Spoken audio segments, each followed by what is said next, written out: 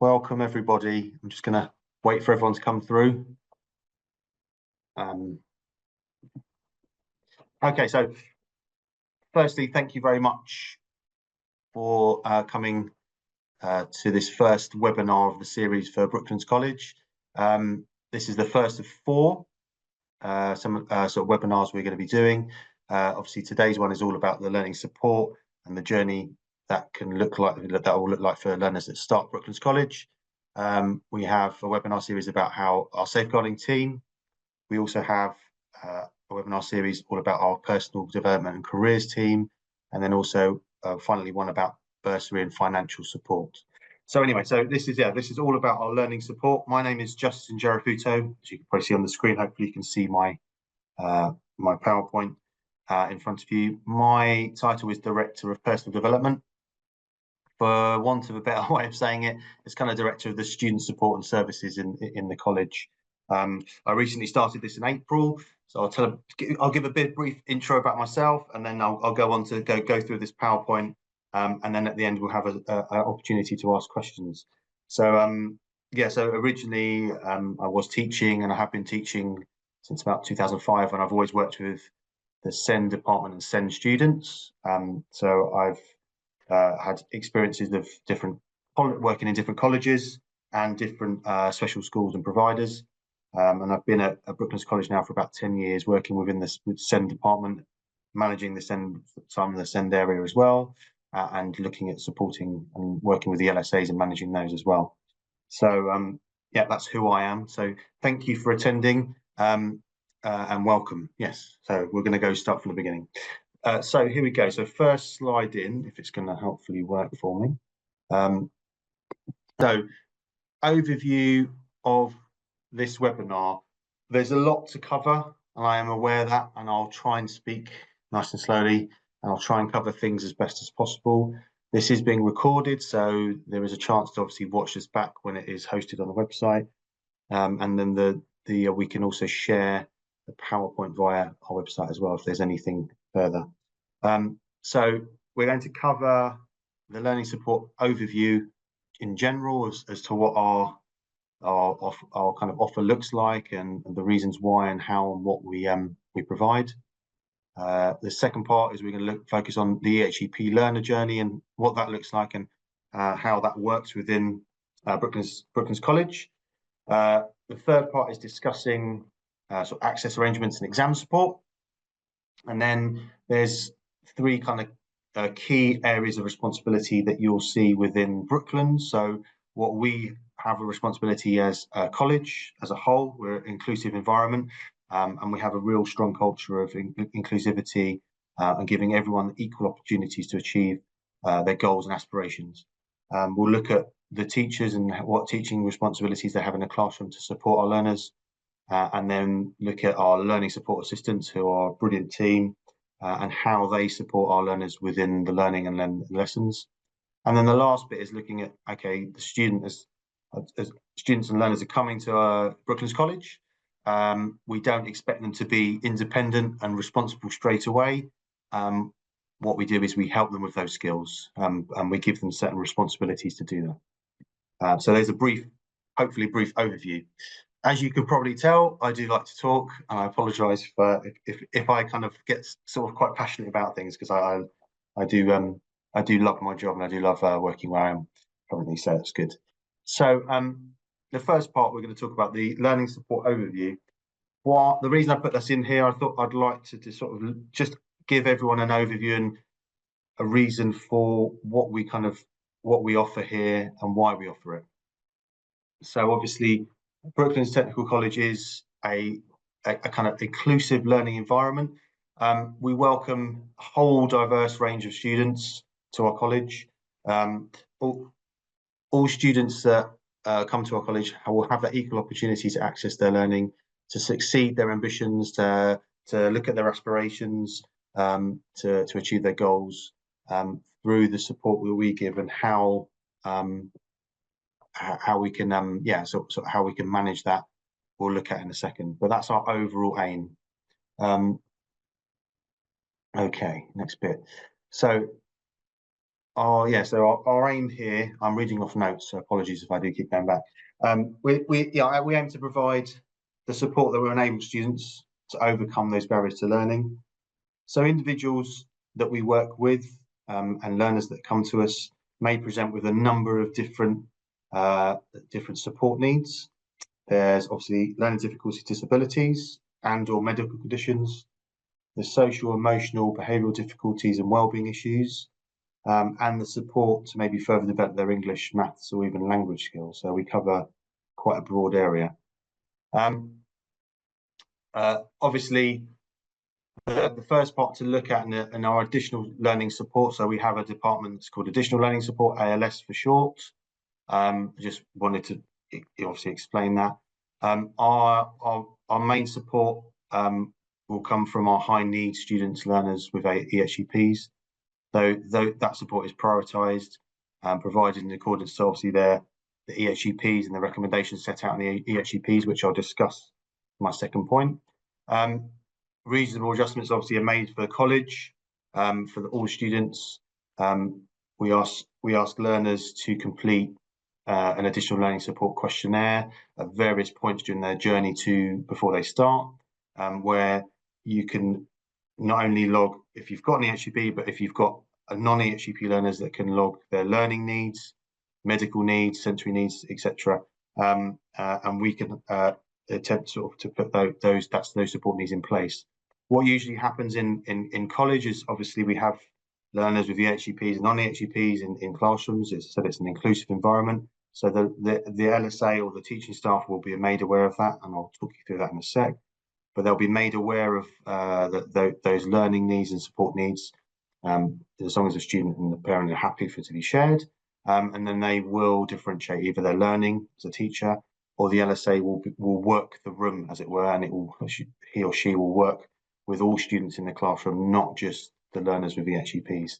And that's a big kind of point to kind of make. They're very inclusive in that respect. Okay.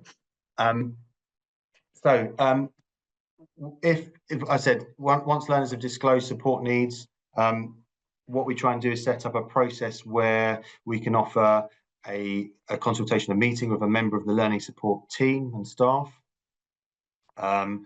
Targets will be set alongside the teachers and support staff. We sometimes fill out sort of wellbeing plans that help staff and students manage their strategies walking into lessons. All learners also can refuse if they don't feel they need the support. They have the right to refuse that. We regularly review those targets for EHCP learners for the annual review process. For non-EHCP learners and learners with learning needs, we review them as part of our process within the college of progress reviews and sort of target setting that's done by the main tutor in the curriculum areas. We have a sort of an open door policy. Our hub area houses all of our student services, so students are able to come and speak in confidence to a member of staff. Within our hub area, we have safeguarding wellbeing team. We have our bank of learning support assistants. I'm usually sat down here as well as our personal development coaches who teach the tutorials, plus our work experience and our employee engagement team. So all the services are there, accessible within a nice kind of social area for the students. And then if we need to undertake risk assessment, we do. So particular medical conditions, if there is a need for a personal evacuation procedure and plan to be written, we'll do that with the learner and with parents within the first sort of half term of them starting, if not sooner. Okay, so next point we're going to look at is covering EHCP learners and their journey to Brooklands College.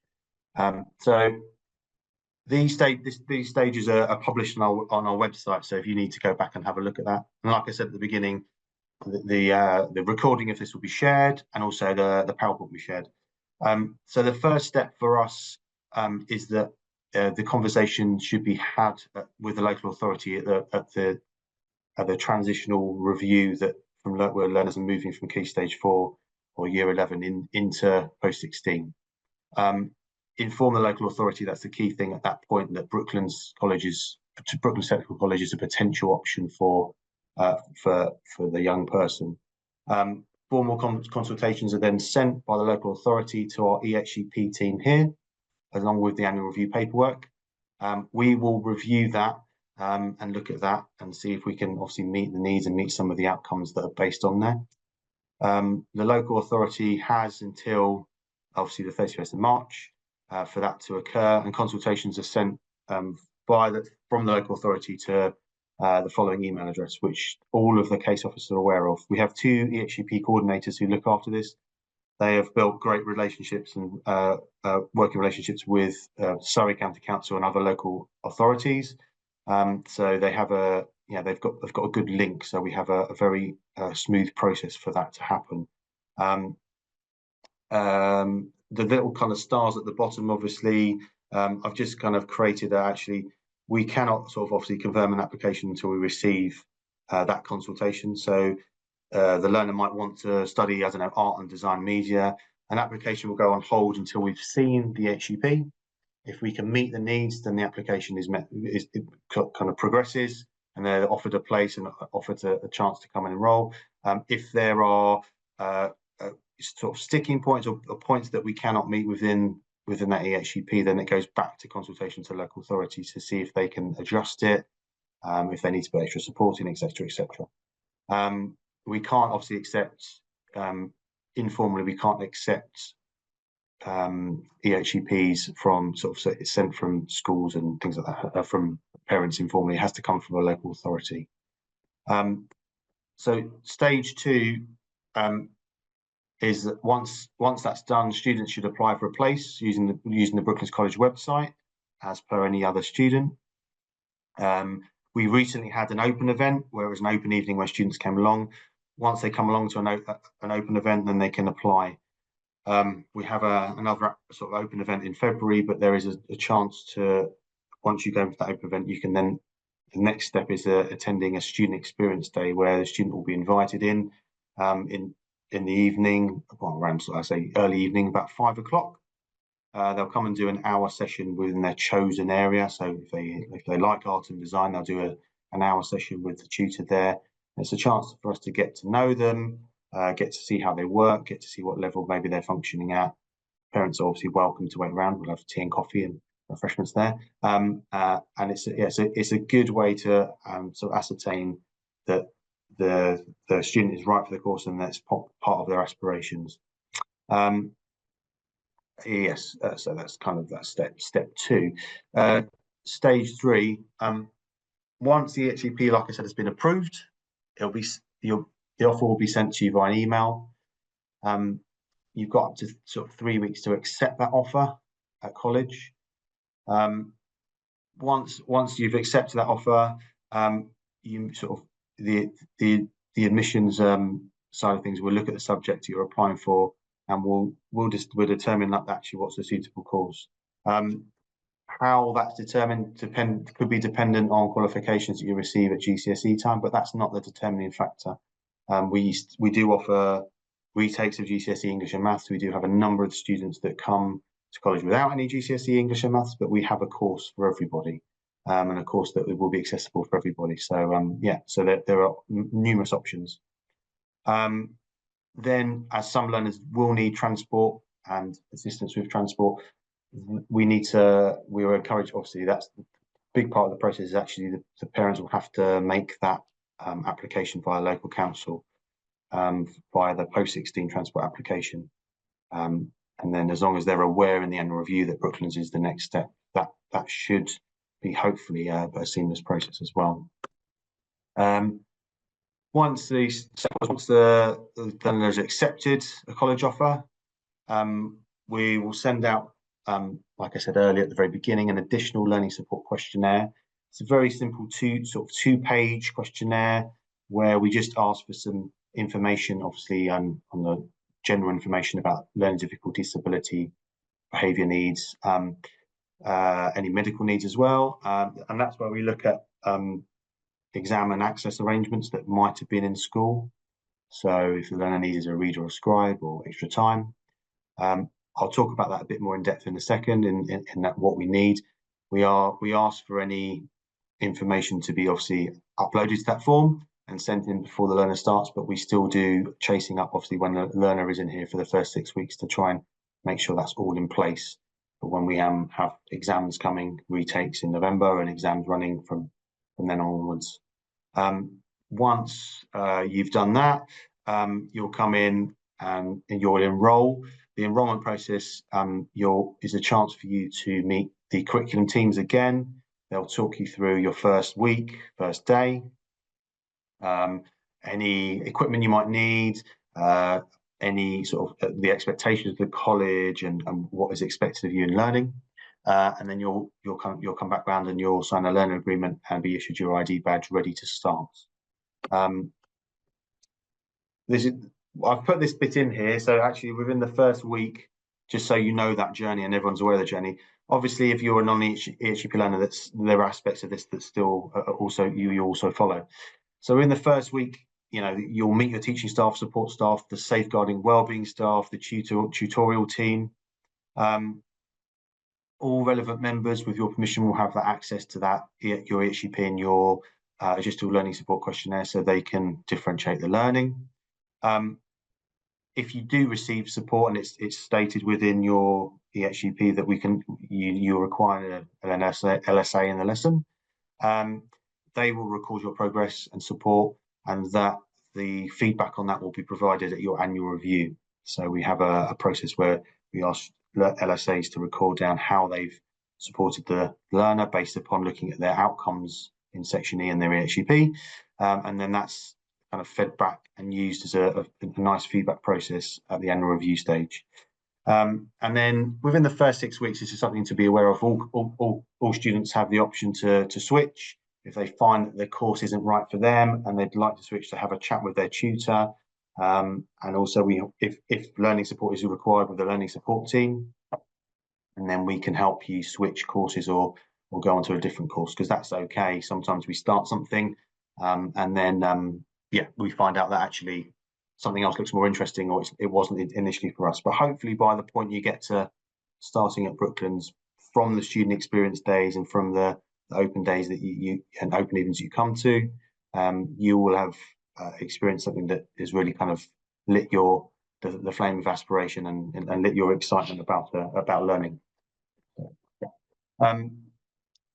So obviously, an important part of our legal requirement is that obviously our annual review will be held by the college. We have, like I said, 2 EHCP coordinators. Usually what happens is they will prioritise the learners that are potentially leaving Brooklands Technical College, so maybe moving into another provider or moving into a different form of supported internship or apprenticeship, or leaving the college, going on to university. They'll be prioritised. If you're kind of starting out on your journey with us, your annual review will be scheduled sort of later in the year. If the placement is started and we feel that maybe it's not appropriate, or it may be in danger of breaking down due to the fact that you need more support than we can offer, then we will hold an emergency annual review, obviously invite parents in and local authorities to discuss potential other options. That's our kind of last case scenario. We'll always put the support in before we get to that point. So there's that. Okay. This is step 3.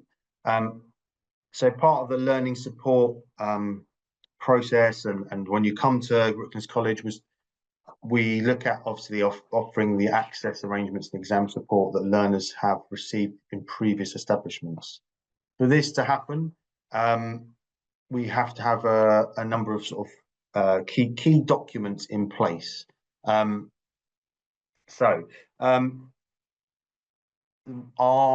Our request is that, and this is flexible, but our request is to trying to keep this quite smart so we can get everything up and running and in place. And we will do a lot of the background work with schools as long as we're aware of, which we can do from the application process before even starting. But obviously, access arrangements, we ask for evidence from schools or parents to request those from schools. parents or carers within the first 6 weeks of starting the course, they can send them through via our email. We've got a direct line email that will be shared. They must fall into accordance with JECQ access arrangements for reasonable adjustments. Evidence can be a combination or a combination of the following. Obviously, if you have any EHCP, it's stated within there. If not, we can look at quickly drawing down sort of from the end review paperwork and the original EHCP, the access arrangements from there. Most students who do not have any EHCP but have access arrangements should have something called a Form 8. If you're not sure of what that is and you're a secondary school, please ask your current sort of provider where you are, can I have my son or daughter's Form 8 before they leave in June? That's one thing that allow us to put that straight into play. And then another form of evidence can be a medical letter, but kind of clearly states the support that is required for exams or what is needed for us to put in play for that. It can be a combination of those three or one of those three. That's what we ask for. We must make sure that obviously learners disclose this need for exam support by completing that ALS questionnaire. It's a part of that. So that's why it's an important part. And there are various points during the process when you start. So I just explained, once you've accepted the offer, you'll get sent out the questionnaire. When you come to enrolment, there'll be a part of the enrolment as you walk through where you've got opportunity to fill that out at a computer here with guidance from our learning support staff.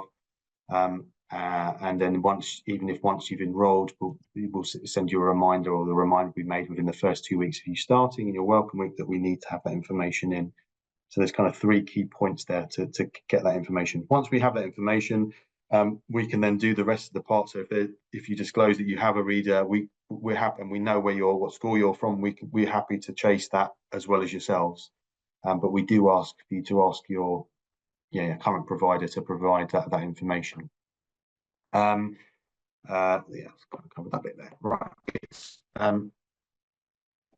So our responsibilities, and I've split this from the beginning. I apologize if you didn't see it at the beginning. I've split this into 3 sections. The first section is as a college, our responsibility, and I'll talk through that.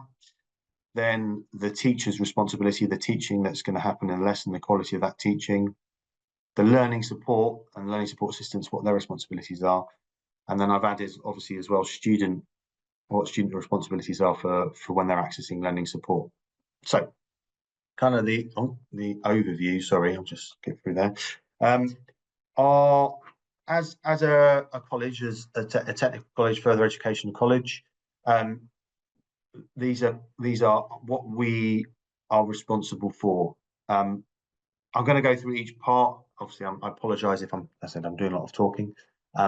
But I think it's quite relevant to realise. So as a college, where possible, there will be a shared, we can offer shared in-class support from learning support assistants. In an ideal world, we'd love to put an LSA in every single class. Obviously, that's not possible. So there are particular classes that learners may need more support in, i.e. English or maths, or they might need more support in theory, whereas practically they might be okay. So we kind of have that discussion with the learner when they come here. So it can be quite adaptable and flexible. Where applicable, we use assistive technology, so use of computers, specialist equipment to help read and write. We have access to those things. Again, if we know those things early, we can attempt to put the plans in place for those to be in and ready for when students start in September. We also have out-of-class support that you can engage in. One-to-one or small group English and maths is offered. We have 2 members of staff offering those additionally to the English and maths the students have to do as part of their course and their curriculum if they haven't got GCSE English and maths. Our responsibility is to develop the independence of our students and your young people. Like I said at the beginning, develop their independence and responsibilities. Also, to make economical use of that resource so whatever resource they have, to make sure that they're using it to the best of their ability. They're able to have those skills for employment and moving into different provider after college, making them sort of work ready, if that's appropriate. This information has to be shared, and we do share it with all staff in college with permission, because the more people that are aware, the more that they can adapt and adjust their learning and differentiate it to help students and break down those barriers, like I spoke about at the beginning. We're very keen on providing CPD internally, so continued professional development for all staff, support and teaching staff. We also use external providers and have good external links with local schools, special schools, and like I said, and the local authority, Surrey County Council being one of them, who can provide opportunities to develop our staff in training particular medical needs, or particular kind of training within strategies to help with certain learning difficulties and disabilities. We also have that responsibility to continue and develop our systems where we monitor that, so that we encourage that disclosure, so that we can gather as much evidence as possible to help that learner before they start their college journey with us. This goes on. So the responsibility we have as well is we make sure that provision of support as early as possible is placed into that student's programme. They're introduced and they get to know the learner quite well. The LSAs, the learning support team, will be very ever present and quite visible at lunch and break time, so that they are approachable to work with the students then as well. We promote our services as part of the Welcome Week, which occurs in the first week of the student starting. They'll have a welcome sort of week in sort of induction, where they'll meet different teams. They'll look at their course, their content, what they need to achieve on that course, the expectations of the course, but also the support that goes in line with that. So the learning support team, safeguarding team, wellbeing team, the tutorial team, and careers. We'll develop our resources within a college to make sure that actually we have a greater understanding, greater depth of understanding of the needs of students with learning needs. Looking at potential risk assessments as well. So students and staff are aware of what is needed with particular medical needs or personal evacuation needs as well. And like I said, ensuring that information is shared with their consent. So we make sure that actually the learners on the additional learning support questionnaire give their consent for that to be shared with everyone that comes into contact with that student, and the student to help to improve that service. Okay, so kind of zooming in slightly. Okay, as a teaching responsibility, what you should expect at Brooklands College from the teachers. They will be making reasonable adjustments, and they will differentiate their learning, breaking it down into chunks, into small bite-sized chunks that is achievable for the lesson, so they can see the scaffolding that needs to take place to get to a point. They will have access and viewable and be able to obtain and implement the key outcomes, learning outcomes in section E of the EHCP. Our teaching team and our learning support team have worked very collaboratively and are very proactive about coming to find the support teams and having a chat about them. We as a team regularly attend all the staff meetings to potentially discuss any issues that might be coming up, but also look at training if there's a need for training, and also just sharing information on learners on a sort of fortnightly basis is a good way of looking and supporting each other, which is great. We obviously the teaching staff will liaise with students and parents. Our communication, we have something called a parent portal, which allows parents to log on and see reports. You'll have a direct email sent to you when you start college, which is kind of our general holding email that goes through to our curriculum administrators, who then can pass you on to the key teams and areas. But there will be, there's that communication that's kept quite constant across your time here. The teaching staff will make sure that any recommendations that are provided via the learning support team, maybe from meetings with students and parents, are fulfilled and put in place. we will check up on those and check into those lessons just to see if there's any support that's required. Like I said earlier at the beginning, if the student would like things to stay confidential between a small group of people or any small group of people, we respect that.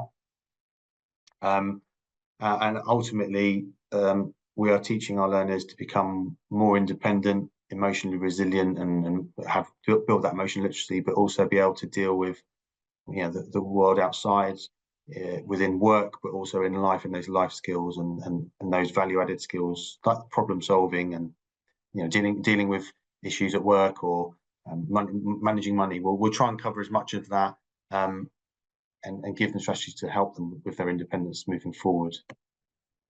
Okay, so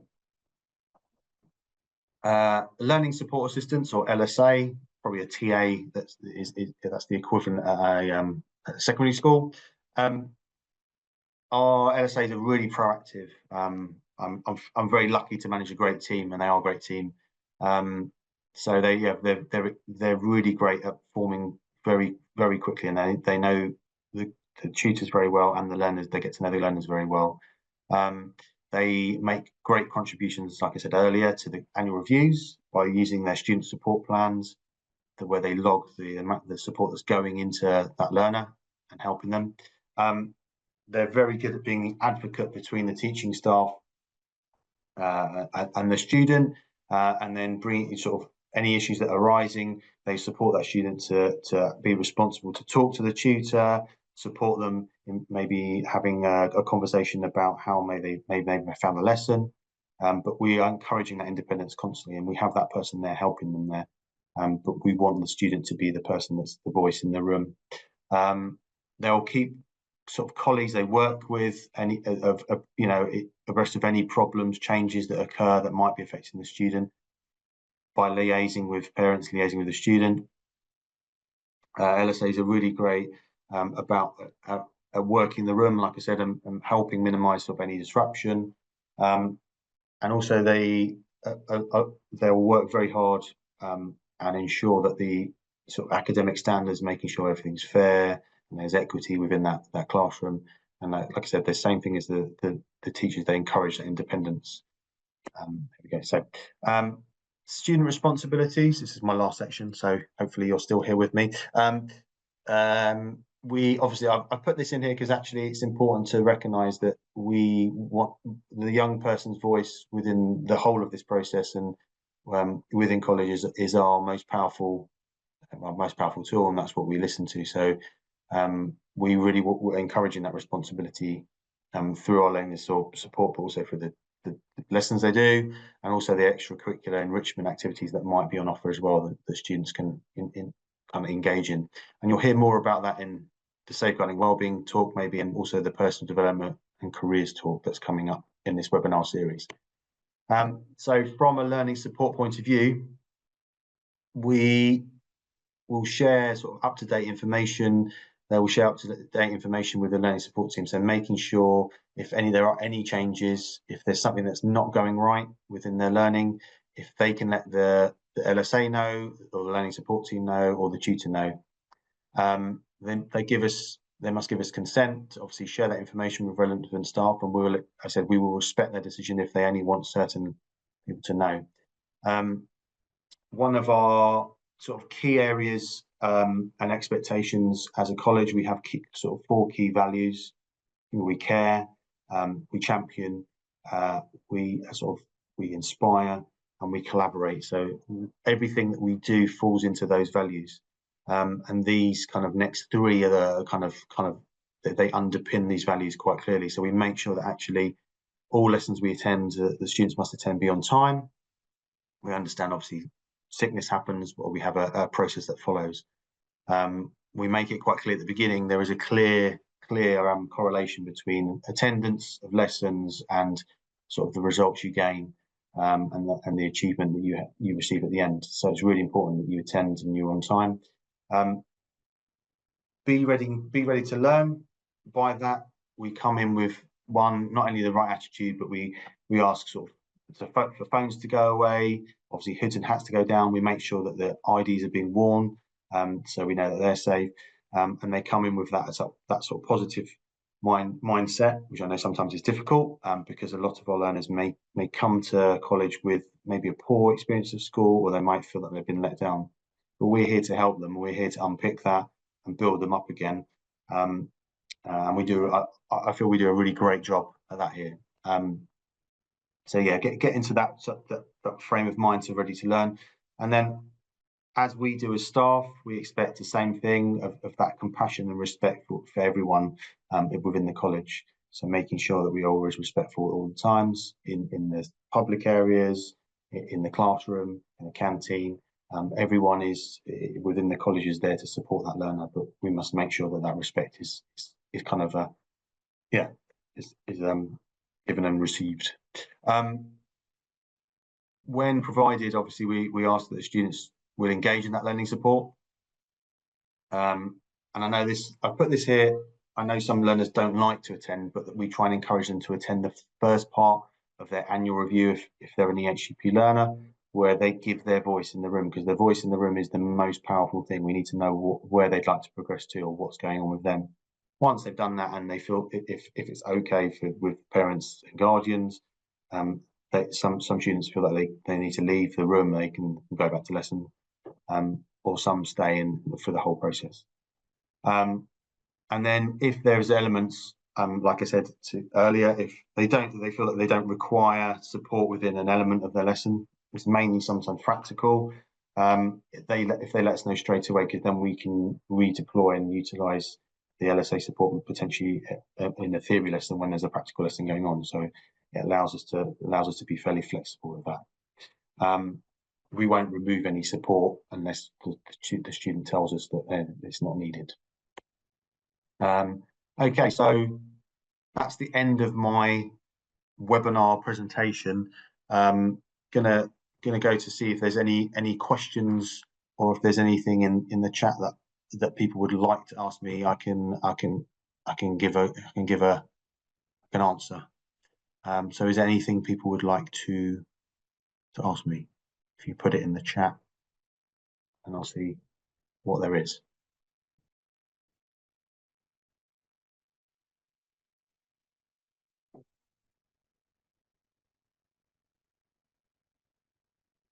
Okay, I take it that hopefully that means I've covered everything.